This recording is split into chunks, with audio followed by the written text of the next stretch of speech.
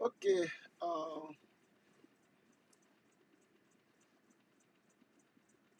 Bonjour, bonsoir, très chers frères et sœurs bien-aimés dans le Seigneur. Nous bénissons le Seigneur pour ce soir encore, cette opportunité qu'il nous donne d'être encore en votre présence pour, n'est-ce pas, évoluer avec notre enseignement sur l'esprit de l'homme ou l'esprit humain.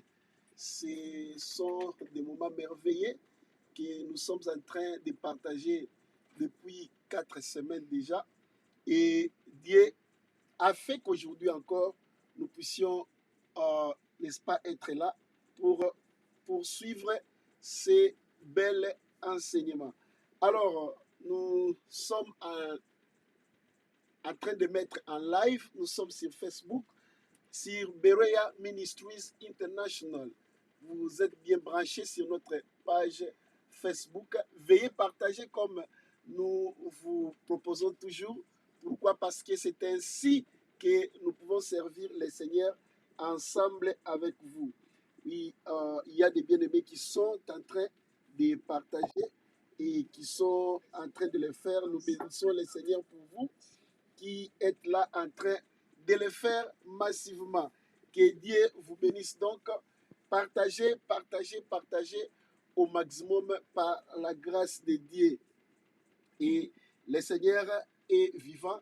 Je sais que par sa grâce, il nous accordera l'opportunité de vouloir encore être édifiés ce soir. Nous allons donc prier. Seigneur, merci pour la grâce que nous recevons ce soir de nous retrouver autour de ta parole. Il est écrit, l'homme ne vivra pas du pain seulement, mais de toute parole qui sortent de la bouche de l'Éternel. Merci, ô Dieu Tout-Puissant, pour l'esprit que tu as disposé, le Saint-Esprit, afin de nous communiquer ta pensée et d'éclairer notre mémoire pour saisir, Seigneur, ces concepts et ces notions que tu es en train de nous transmettre. Je bénis mes frères et sœurs qui sont en train de suivre et ceux qui suivront plus tard ces enseignements, qu'ils soient bénis. Que cette parole soit accompagnée d'une certaine grâce particulière afin de bénir les multitudes, la multitude possible pour ta gloire. Ainsi soit-il au nom de Jésus-Christ, notre Seigneur et notre Sauveur. Amen. Gloire à Dieu, nous sommes en train de partager donc cet élément, comme je dis, partager avec moi pour la gloire du Seigneur. Je sais que tu le fais et fais ça encore davantage et le Seigneur te bénira. Alors, la semaine passée, nous avions essayé de démontrer comment est-ce que l'esprit de l'homme ou ton esprit peut être soit mort ou soit vivant. Et nous avions insisté là-dessus.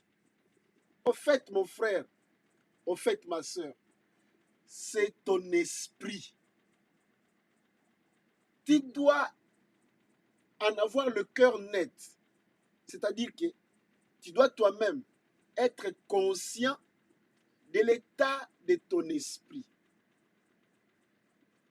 J'avais dit, lorsque nous avions commencé cet enseignement, et que l'esprit, c'est l'entité la moins, la moins, la moins soignée de l'être humain.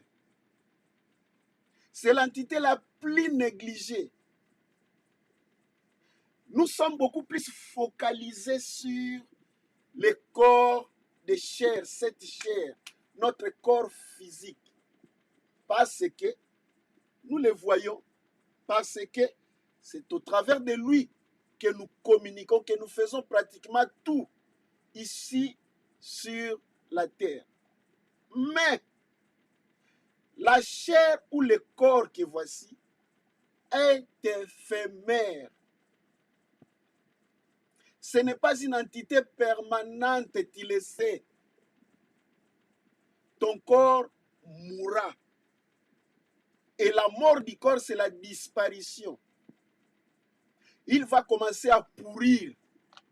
On va l'enterrer et c'est tout. C'est ça la destinée du corps. Mais la mort du corps physique ou la mort de la chair n'est pas ta mort du tout. Non. Ce n'est pas la fin des choses. Parce que toi, tu continueras à exister. Notez ceci. Je dis, ton corps meurt. Il disparaît. On l'enterre. Il devient de la poussière. Parce qu'au fait, ce corps de chair que nous portons n'est en principe qu'une masse de boue. Et tu les connais. Fais seulement 2 jours sans te brosser les dents, sans te laver, tu vas commencer à sentir comment est-ce qu'il sent. Parce que le corps, ce n'est que de la boue. Nous entretenons cela pour que nous puissions avoir les possibilités de l'utiliser au maximum et de bien en faire l'usage. Mais notre esprit, c'est la seule entité que nous possédons qui est permanente. L'esprit ne pourrit pas. L'esprit ne disparaît pas. L'esprit, avec toi, qui est une âme, lorsque le corps meurt, tu restes attaché à ton esprit, qui est ton corps immatériel, au travers duquel tu vas commencer à te manifester spirituellement. Et c'est ce corps-là que tu porteras pour toujours. Soit en enfer, soit au paradis. L'enfer existe. Et ce n'est pas avec ce corps qu'on ira en enfer. Ce n'est pas non plus avec ce corps qu'on ira au paradis. La destinée du corps, nous le savons tous, ce n'est qu'un rappel que je te fais, c'est la poussière. Le corps a été tiré de la poussière et il va retourner à la poussière. Le corps, c'est-à-dire cette carapace charnelle que nous portons. Mais l'esprit n'est pas matériel. L'esprit n'est pas de la poussière. L'esprit est l'émanation de la bouche de Dieu. La Bible dit, Dieu a soufflé sur l'homme Adam. Et l'homme Adam devint un esprit, une âme vivante ou un être vivant. L'esprit, le souffle que Dieu a soufflé sur Adam, c'est ça l'esprit de l'homme ou l'esprit humain. L'esprit est venu de l'Éternel, est venu du Dieu qui est esprit, du Dieu qui ne disparaît pas. Donc l'esprit, c'est une portion de la divinité que nous portons. L'esprit est immatériel. Voilà pourquoi le Seigneur Jésus-Christ a dit, dans Matthieu chapitre 4, verset 4, il cite Moïse en disant, l'homme ne vit pas du pain seulement. Notez ceci, il dit, l'homme ne vivra pas du pain seulement. On n'a pas dit l'homme ne vivra pas du pain, non. On dit l'homme ne vivra pas du pain seulement, mais de toute parole qui sort de la bouche de Dieu. N'est-ce pas? Cela veut dire ceci. Le pain fait vivre l'homme. C'est une condition pour la vie de l'homme, mais pas une condition suffisante. C'est une condition nécessaire, mais elle n'est pas suffisante. Pourquoi? Parce que le pain vient de la terre et le pain ne peut nourrir que l'entité dans l'homme qui est aussi l'émanation de la terre, qui est venue de la terre. Le corps se nourrit de tout ce qui provient de la terre, de tous les produits de la terre. L'esprit ne se nourrit pas de ce qui provient de la terre. Le corps tire ses origines du sol, de la poussière, de la terre, et il ne se contente que bien sûr de ce qui viennent du sol. L'esprit aussi tire ses origines dans la bouche de Dieu, de la bouche du Seigneur. Et il ne peut survivre, il ne peut vivre que de ce qui sort de la bouche de Dieu. Voilà pourquoi le Seigneur dit ceci. L'homme ne vit pas du pain seulement, mais de toutes paroles qui sortent de la bouche de Dieu. Toutes paroles qui sortent de la bouche de Dieu, ça nourrit l'esprit. Le pain nourrit le corps. Voilà pourquoi nous avions voulu nous aider nous-mêmes pour que nous puissions comprendre les buts de ces enseignements, que tu te rendes compte d'abord de l'état de ton esprit. C'est ton esprit. Ça t'appartient. Ce n'est pas l'esprit d'un autre.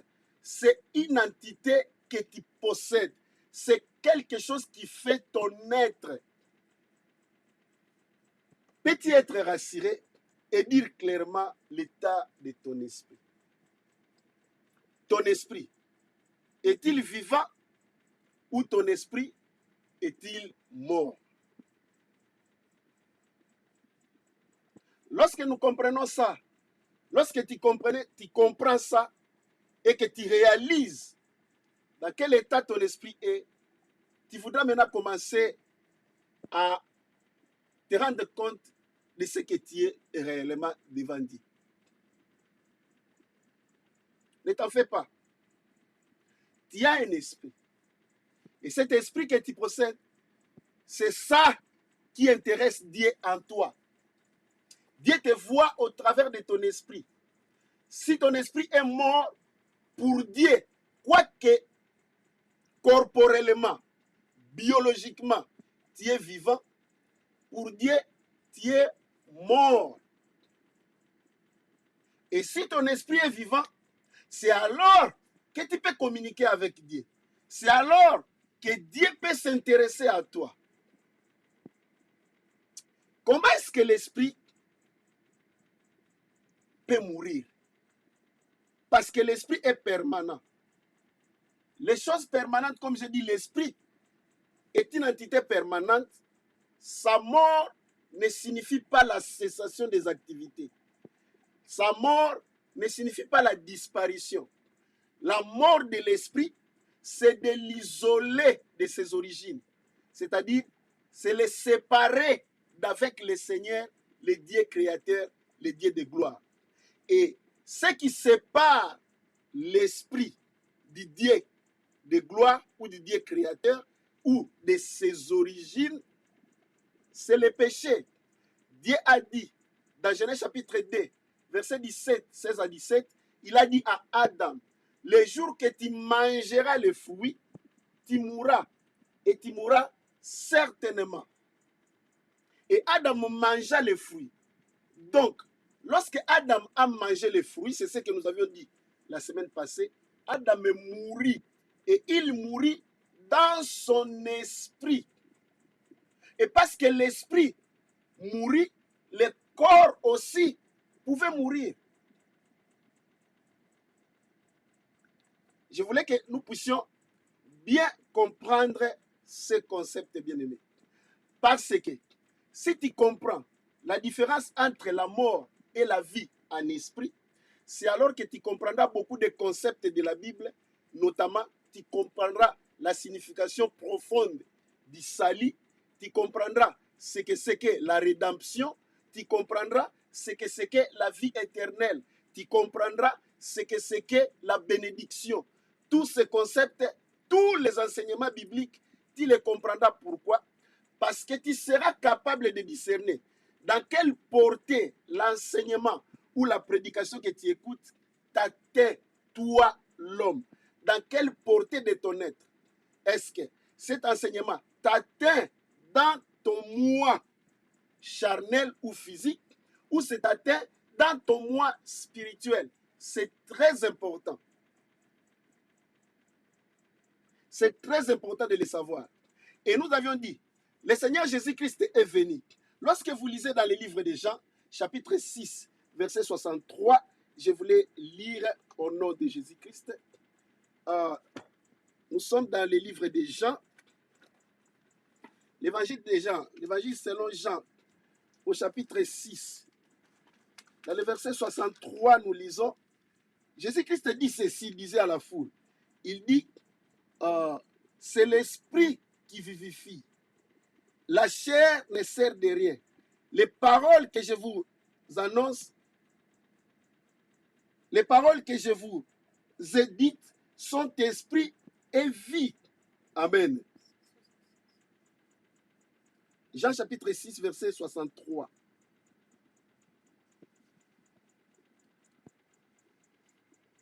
Les paroles que je vous ai dites sont esprit et vie. Et au verset 53, Jésus leur dit, en vérité, je vous l'ai dit. Si vous ne mangez la chair du Fils de l'homme et si vous ne buvez son sang, Jean chapitre 6, j'ai dit ici le verset 53. La Bible dit, Jésus leur dit, en vérité, je vous l'ai dit. Si vous ne mangez la chair du Fils de l'homme, si vous ne buvez son sang, vous n'avez point la vie en vous-même. Il dit, vous n'avez pas la vie en vous-même. Il parle de la vie dans l'esprit parce qu'il communiquait aux personnes qui étaient vivantes, qui étaient là, mais qui devraient être reconnaissants, conscients de savoir s'ils étaient vivants ou s'ils étaient morts dans l'esprit. Et nous avions souligné, nous avions dit qu'il n'y a que Jésus-Christ qui donne la vie en esprit. Il n'y a que lui qui possède les capacités de redonner la vie à ton esprit.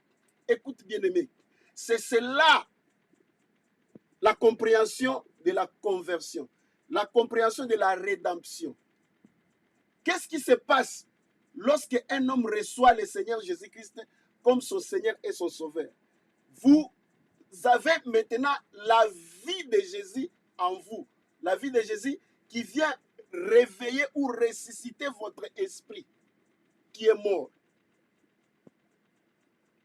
Si vous n'avez pas reçu Jésus-Christ comme votre Seigneur, comme votre Sauveur, vous êtes encore mort spirituellement.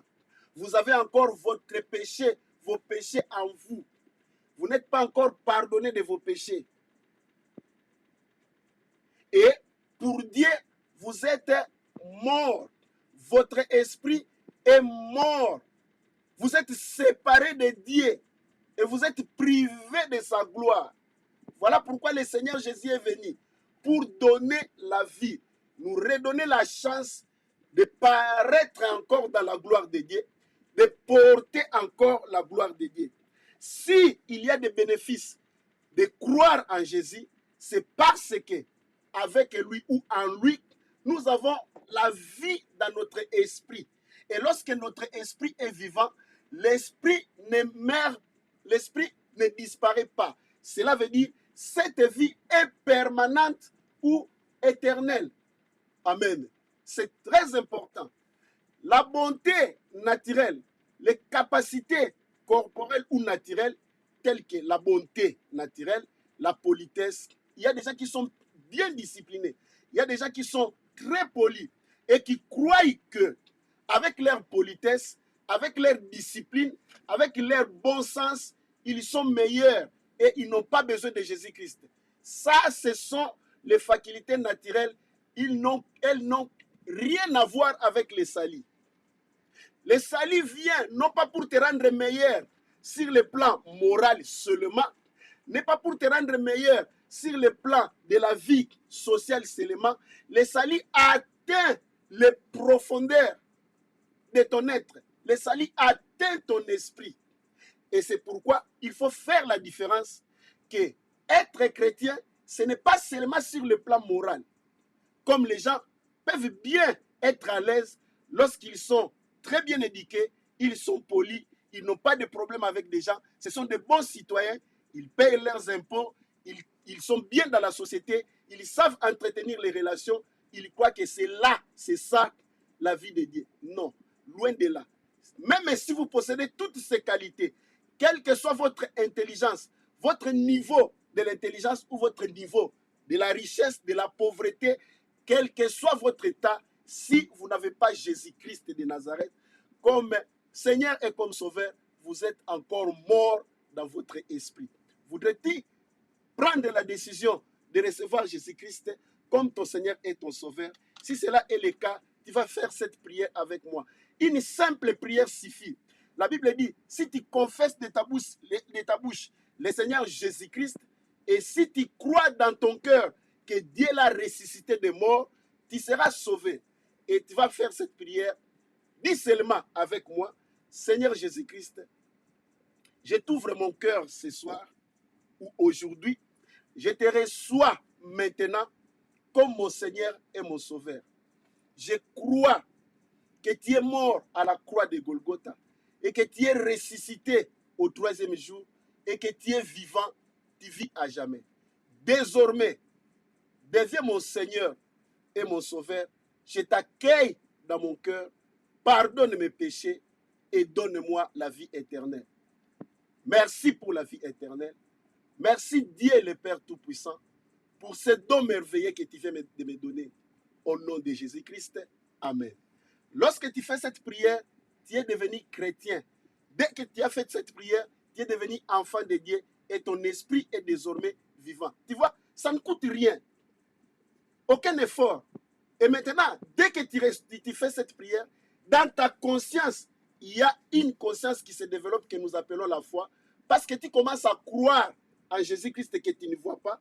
Et tu fais de lui ton Seigneur, quoique tu ne le connais pas. Et tu vas commencer à sentir au-dedans de toi se développer un amour envers lui. C'est ça la joie que nous recevons lorsque nous recevons Jésus-Christ. C'est un grand miracle. Que Dieu vous bénisse. On se voit la semaine prochaine. Merci beaucoup.